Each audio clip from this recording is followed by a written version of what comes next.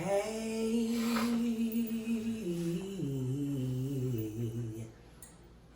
Purr. She grew up in that church, honey. That's why she knows how to sing. Hey, y'all. It's me, the Hoochie God, and my mama. Bitch. 1 second, please. Hold the fuck on. Get out.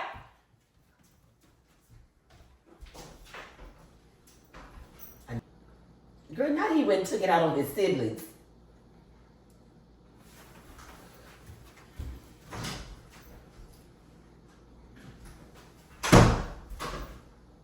You better leave Corey the fuck alone, you big old bitch. Not you, Corey. It's okay. It's okay, Corey. You leave him the fuck alone, bitch. Anyways. Like I was saying, it's me and my mama, and we're here to talk shit. We were supposed to be doing this a long time ago. Get on here, talk stuff about life and everything. What made us really want to do this, like, sit down and talk to y'all from, like, my perspective as a millennial and my mom's perspective as a Gen Xer. I wasn't gonna say that, but she's old. What the hell? Yeah, like people from two different perspectives, like with age groups and stuff like that. What made us want to do this was the video that went viral when we were in Target and she swore the lady was being rude to her and she wasn't. And I just feel like a lot of people her age actually do have this like entitlement when it comes to people who work in customer service. Like y'all feel like they should just be going above and beyond. And I just don't think they're making above and beyond money for them to be trying to be acting like that. I just don't think that I don't think that it's that serious. Let me interject. Okay, girl. Number one, that's what you're there to do. When you applied for the job, you applied to as a position of a customer service representative. Okay, secondly, the girl worked at Target, so she wasn't making minimum wage. Okay? That's number two. And just to add a little bit more context to that situation, number one, we were in River Oaks. And if anybody lives in Houston, you know that in River Oaks, it's a very wealthy, predominantly white area. Let's just start there. Number two, when I was approaching this young lady, she was on her phone, okay? That's number two. So when I was walking up to her, we were walking up together. So I'm walking, she's walking. So in mid-stride, I'm like, excuse me. She stopped momentarily. She peered up at me and I said, would you mind showing me where the feminine care products were? This is what she did. No. This is what she did. I asked her where it was. She said, in personal care. She kept walking. There was no time for follow-up or anything. And that's when I said, because I was at a gasp. I was like, oh my God, I can't believe she just walked off like that for me. And I just felt that it just wasn't good customer service. But I will say that my friends over at my neighborhood Target would never do that. Shout out to the Willowbrook Target. What I'm going to say is that, from my recollection, that incident did not happen that way. I was right there. I was there. It didn't happen that way. The way she said that the lady was rude, and mind you, my mama had said that this lady had approached her in 3 different ways since the story got aired. That is not true. It's true, because the other night we was on live, you said that she ain't even stopped. You said that she just but then you said that she stopped. I was like, okay, she stopped. And like I said, she just said the lady came up to her 3 different ways since the incident happened. And then another point you made, she works at Target, so she's not making minimum wage. And you might be right, but also at the beginning of this conversation, I didn't mention minimum wage. I said they're not being paid enough to be treated like that. And you said that they work in customer service. And what did she do? She serviced the customer. Not in the way that you would have liked, but you're also not her boss. You're not signing her paychecks. I think that I am just, it's giving comrade hoochie, okay? It's giving comrade hoochie over here. I am just always going to be on the side of the worker. Most times. Now, like I said, there are some times when people are being terrible in customer service. But I don't think that was one of them times. So, like, what do people do if they work at Chick-fil-A? Like, what kind of customer service? Well, Chick-fil-A is a racist company. And they're homophobic. So I don't even know what they got going on over there. I don't fuck with them or they're homophobic chickens. I don't know nothing about that. But they provide good customer service.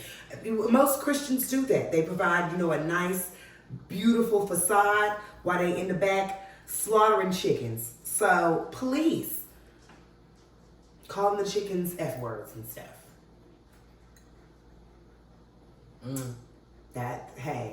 Message. That was definitely a message. That was definitely a message. Period. But anywho, yes, that's what. But my friendly neighborhood Target. So I showed them. I showed my friends the video, and they were just like, "Oh my god!" Even before. She don't know when people talk about their friends. She don't even know. They are my friends because I went back the next day, and my friend was up there. I don't know. But she likes Cameron, and she said, she said she loves Cameron, and that if she wasn't allergic to cats, that she would have a cat like Cameron. Shout out to you, girl. Mm-hmm. Friends with your friends. Yep, they're great. I love them over at my favorite Target. They would never. Anyhow, but Mama didn't actually let y'all know that she learned something from this incident, and she thinks that when it comes to customer service, that maybe she could do a little bit more due diligence, right? Did you say that? I did say that even the other day when I went to my neighborhood Target. Mm-hmm. She handled the situation much differently. The one she's bragging on, she handled the situation much differently than she did at the other Target. I'm just saying. But, hey, But that Target, they were willing to help me even without using the app. And I suggested to use the app, and they were like, "Oh no!" Okay, did you suggest to use the app at the No, but no. After I saw a lot of the comments online, they were like, the app. I said, "Okay, cool. I'm gonna make use of my app." And so the manager told me sometimes the app is wrong, so let's make sure we get you in the right place. And that was even before I told them about the story. So shout out to my neighborhood Target, y'all the bestest. Series on YouTube with me and my mom talking. We're trying to figure out a name right now. My idea is calling it Two Heifers, because she calls me a heifer all the time and I call her a heifer as well. So we were thinking about that. But we're shopping around for names of the series right now. But we decided to start this series because we think that hearing two perspectives from two different generations about various topics would be kind of interesting. Especially from two bad bitch Southern belles. With long red nails. That rhymes, girl. It did. Bar. Poetry. Yeah. But yes, girl. We talk about a lot of stuff all the time. Like usually we do this kind of shit on live and stuff like that, but we figure, why not just like record it in real time? Like today we were talking about, oh my god, okay, so right now on Twitter, it's this whole conversation going on with Cardi B. Remember I told you about that? Yeah. Okay, so Cardi B made this tweet. I'm gonna put the tweet up in this video so that y'all can see it. She was basically talking about what makes her a 10. Like there was a whole lot of lore on this. Like she was basically saying that men are more likely to like want to marry or wife an ugly woman rather than a 10 because a 10 makes them feel less than as a man. And somebody asked her, like, what makes you a 10? Or, like, what do you consider to be a 10? And she listed a whole lot of superficial stuff. But one of the things that sparked, like, a real big conversation on Twitter was, I think she said, I never smell bad down there even when I'm on my period. And obviously, some women were like, well, like, your period smells like something. And let's just have a real bitch conversation real quick. I hate all you bitches that have never had a yeast infection. I hate all you bitches that have never had BV. I hate all you bitches who your vagina always smells like strawberries and pineapples and you just never had no vaginal problems at all because you're a liar, bitch. You're a motherfucking lie, hoe. Something be going on, okay, bitch? As a person who owns a vagina, shit be going on up in there, okay? And your vagina do not be smelling like pineapples and strawberries all the time. Sometimes it just smell like coochie. And that's okay. Coochie don't stink. Coochie smell like coochie. I don't understand what's wrong with that. Coochie smell like coochie. You're a human being. You piss from that place. You have other secretions that come out of there. Why would you expect it to smell like Skittles? I don't get it. That's very elementary. We are grown-ups now, y'all. We have sex and stuff. We don't have to keep doing this shit. And then, mind you, y'all get on here lying, talking about your coochie you ain't never had no coochie problems ever in life to impress some nigga with 3 pairs of drawers and hella dirt, a whole ecosystem under his motherfucking nails. Y'all be doing all this to impress some nigga. And he doesn't drink water. He don't drink water. His pee looks like lemonade. It looked like gasoline. 93 Gasoline. Supreme. It's ridiculous. Why? When do the days come when we just be real bitches about this? Okay, coochies come with coochie issues. Sometimes you might get a yeast infection. You don't even have to do nothing to get no yeast infection. You don't have to be having sex. You don't have to be actively having sex. You could not have sex at all. You could sneeze wrong and get a motherfucking yeast infection. Medications cause yeast infections. Medications. Your diet can contribute to your pH balance being off. Anything. You could be trying to use a new smell good lotion or body wash. You're done for, girl. Why? It's true. When are we gonna be completely honest about this shit? You know, and outside of the whole thing about the vagina issue, like I just want to know, like, what is it? I think every person that's confident in themselves thinks that they're a 10.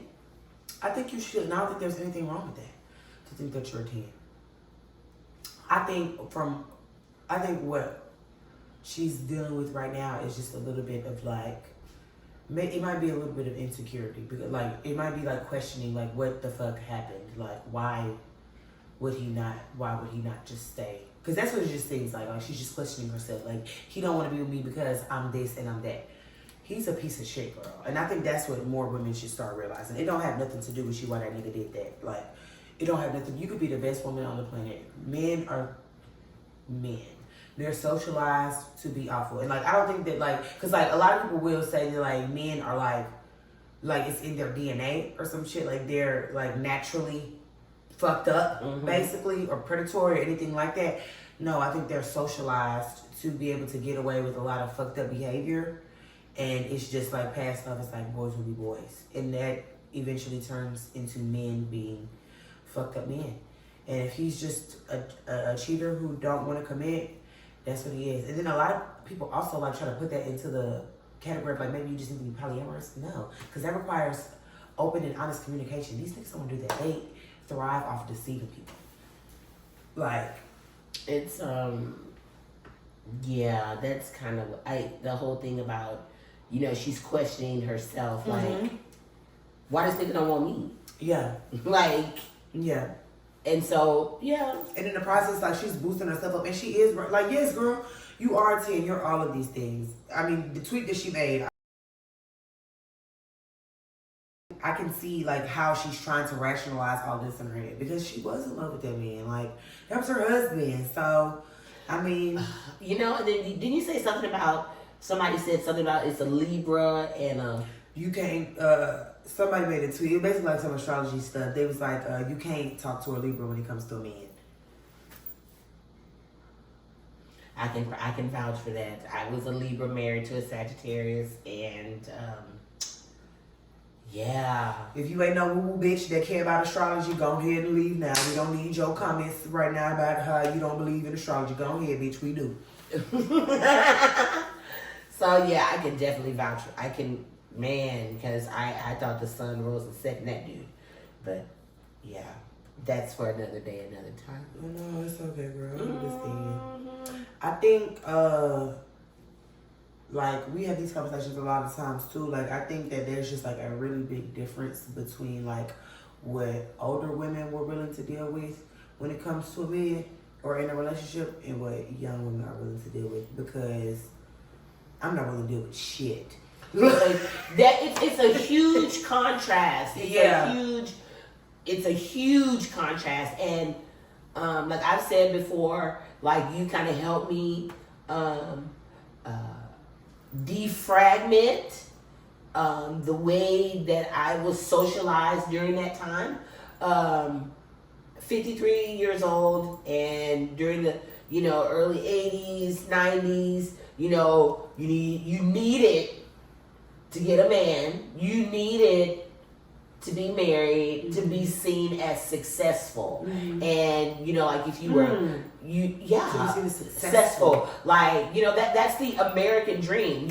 You get married, you have 2.5 children with the white picket fence and the dog. That was actually a stat. It was 2.5 children. Yeah, you have your kids, and that's the American dream. And so I felt that I had to attain that. My mom wasn't married. My grandmother was married, but my mom wasn't married. I ended up getting married and having children, and I did everything I could. Despite there was some tumultuous times in my marriage, and I fought tooth and nail, just trying to hold on. And even until he died, I was still trying to hold on. I was riddled with, like, when he decided to come back home, I was riddled with, what are people gonna think? You know what I mean? Because after all he's done to me, like, but now I'm gonna take it back. But it made me feel safe, because like, at least I'm married. You know what I mean? That means you loved him too. I loved him. Yeah, I loved him. But it was like I still had that as, to be honest, like a little bit of leverage. Like I may not have a man, but I'm still married. Like technically, I'm still married. I have a husband. It makes you better than people. And I think that's the thing. Yeah, it's just like a level of elitism that like gets people going, and that's like I feel like, and I guess like that's like the difference for real, because I feel fulfilled and successful if I got my shit going on. Like if there's a man around, I feel like that's just like not even necessarily a plus. Like I would be a plus to him. Period. Like I would be like, because my life is perfectly fine. And if I had a partner, that would be great. Like to experience love and camaraderie and intimacy, like that would be great. But I don't need you're not willing to sacrifice yourself to get it. Absolutely and not. That's something I can honestly say that I did a lot of sacrificing of myself. And for me, like right now, it's almost like a stage of self-awareness, rediscovery, enjoying the birds and the trees. Like things just look differently now. And so I'm just enjoying life, and that doesn't have to be with a man. Like even like we've had this conversation in the garage. You remember when I was telling you, I was like, oh my God, I don't know what I'm gonna do. I just have to have somebody, because I just felt no, for real. I was because I was like, yeah, you looked at me real sideways, like what? Like, I was like, oh my God, I've been married to him for 20 years, and I just need to be with. Yeah, and I was like, what? What's wrong with you, my nigga? Yeah, and just like you need to love yourself. And then we had a really deep conversation about what love yourself means, and it's a whole conversation about what loving yourself means. And it's more than the physical, and it's more than shopping or what you have, or material things. Yeah. It's more like inner workings, and doing, and you taught me this too, fucking shadow work. Like looking at the stuff behind the scenes, the stuff that people don't see. Like doing that real inner work. Like I'll be totally vulnerable right now and transparent. And there was like one time I was on social media. I can't remember what platform it was, but there was a person on there, and then that I know, for whatever reason, I didn't want to like their picture. And then I stopped and said, why don't you want to like it? Be honest with yourself, Mia. Why don't you want to like it? And I really broke it. I was like, you hating on this bitch? No. No, I feel that. And I feel like I be in a constant state of shadow work sometimes too, because I do that all the time. Like when I scroll past somebody's stuff, it's like, okay, why didn't you like that? Or if I see somebody, I'm like, I hate that. Why do you hate that? Yeah. Why did you feel the need to point out something that made, like, I just feel like everybody should consistently ask themselves these questions. And what started it for me was trying to, what I called it was decolonizing my brain. Mm-hmm. Which was like basically trying to figure out everything, because I felt like everything that I learned in life and school and everything, like it was all just like, I thought it was like decolonizing my brain, because like I feel like a lot of the way that people, especially in America, are taught to view everything is under a white supremacist lens. And we, like, I feel like in the early 2000s, people like in the 90s and in the early 2000s, even the 80s for real, people were kind of calling it like the relaxed age. We really weren't talking about racism and all the shit that it could do to us. And that's really when I grew up. And in the 2010s, that's when shit damn near punched us in the motherfucking chest. When I was like in high school and the whole thing happened with Trayvon Martin, that was the first big thing or issue of race. And that's like, I guess where I had to start like thinking, I had to really start thinking outside of the box. Like, life is not all peaches and cream. Niggas are still hated. Like, they really don't fuck with us. So I had to like come to a place where I was just like, okay, everything, why do I think the way that I think about everything that I see? Like, why do I think these things? And you cognitive dissonance. Yes, you have to start questioning every single thought that you have, and that shit translates into other areas of your life, because white supremacy is everywhere. Invasive. That shit is invasive. It's like it's embedded in everything. Yes, like it, once it affects one part, it can fuck up the whole body at some point. Like it's horrible. So you have to, like, it affects every aspect of everybody's life. Everybody's life. If you've been touched by colonialism, you've been touched by white supremacy, and you are going to have to decolonize your brain at some point and question every single preference you have, like everything, all systems of hatred, everything that is like bad socially, systemically, all this other shit is a product of white supremacy. So like you have to question everything, even the way that you love yourself. Yeah, as a black woman, you know what? Message. Even the way you love yourself as a black woman. No, and that's a good point, because you know I have these locks underneath this sew-in, and let's talk about it, girl. I know, like I battle with them from I got them 3 years ago, and so I put color in it and I cut it, and it just was not making me feel as beautiful as I felt that I was. And I know people's like, oh, no, I don't fuck that. I don't feel pretty. Yeah. And I don't like it. And so I'm gonna keep my locks. And so I put me a sew-in in, and I've had it in for 3 months, and I can't wait to see my babies when I take this out in January, because I know they're gonna be longer. I think because that's another thing when it comes to black women's hair. I feel like every fucking hairstyle I have, it don't have to be a political statement.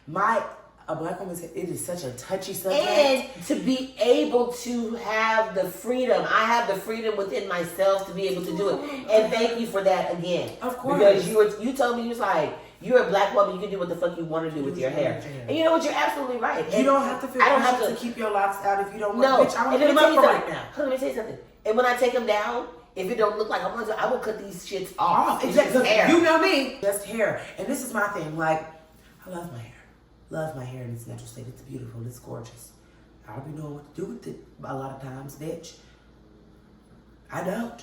This a sew-in or a wig is so much easier. The maintenance is maintenance is easier. Yeah. Else's hair is this much of a topic of discussion. Nobody else is accused of hating their hair because they want to add some length to it.